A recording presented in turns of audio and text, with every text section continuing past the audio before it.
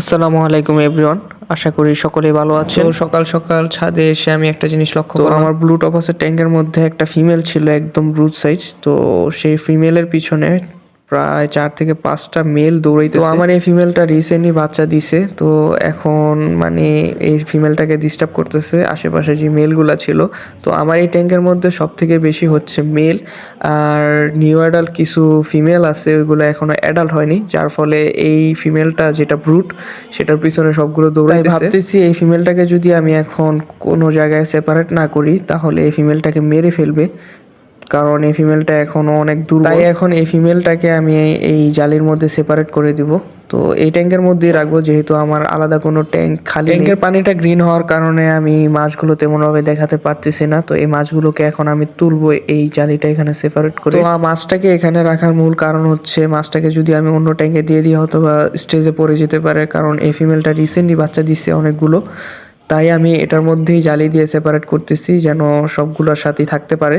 তো আমি এই ফিমেলটার সাথে একটা মাত্র মেল রাখবো। এখানে দেখতে পাচ্ছেন 3টা মেল আর একটা ফিমেল। তো এই ফিমেলটার পিছনে দৌড়াইতেছে সবগুলা। তো আমি এখন এগুলাকে তুলবো।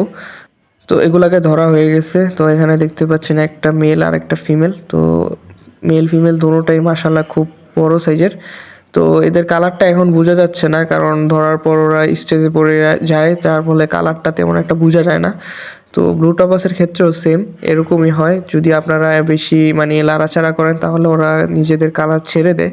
তো তবুও এখানে দেখতে পাচ্ছেন কালারটা একদম blue colour, sky blue colour আর কি। তো আমি মূলত এই দুইটাকেই আমি এখন আপাতত জালির মধ্যে রাখবো যেন বাকিগুলা ডিস্টার্ব না করে। তো বাকিগুলা হচ্ছে নিউ অ্যাডাল্ট।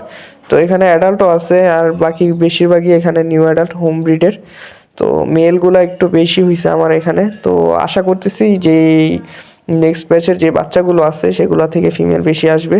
তো এখানে ফিমেলও বোঝা যাচ্ছে, নিউ অ্যাডাল্ট ফিমেলগুলো লোড হয়ে আছে। তো এগুলোর ছোট ব্যাচের যে বাচ্চাগুলো আছে সেগুলো এখন বড় হয়ে যাচ্ছে। তো এখানে দেখতে পাচ্ছেন নিউ অ্যাডাল্ট মেলটা, এটার কালার এসে পড়ছে। তো উপরে যে প্লাটিনাম কালারটা এটা পুরো পারফেক্টলি আসতেছে সবগুলো। তো আমি এগুলাকে এখন লাইভ ফুড দেই না, ব্রাইন শিম এখন দেওয়া হয় না, কারণ আমার মেশিনটা নষ্ট হয়ে গেছে, যার ফলে এখন ব্রাইন শিম হ্যাচিং করতে পারতেছি না, যার ফলে ওদেরকেও দেওয়া হচ্ছে না। তো ওদেরকে এখন নর্মাল পেলেটটাই দিতেছি প্রতিদিন। তো আমার ছোট ব্যাচের যে বাচ্চাগুলা সেগুলাকে আমি আইবিসির মধ্যে রেখে দিয়েছি। তো এগুলো মাশাআল্লাহ বড় হয়ে যাইতেছে, দেখতেই পাচ্ছেন। তো আইবিসিতে রাখার মূল কারণ হচ্ছে আমার যে বাচ্চাগুলো সেগুলো অনেক পরিমাণের হয়ে গেছিলো। তো আমার কাছে তেমন একটা ট্যাঙ্ক ছিল না, তো এই আইবিসিটা খালি পড়েছিল।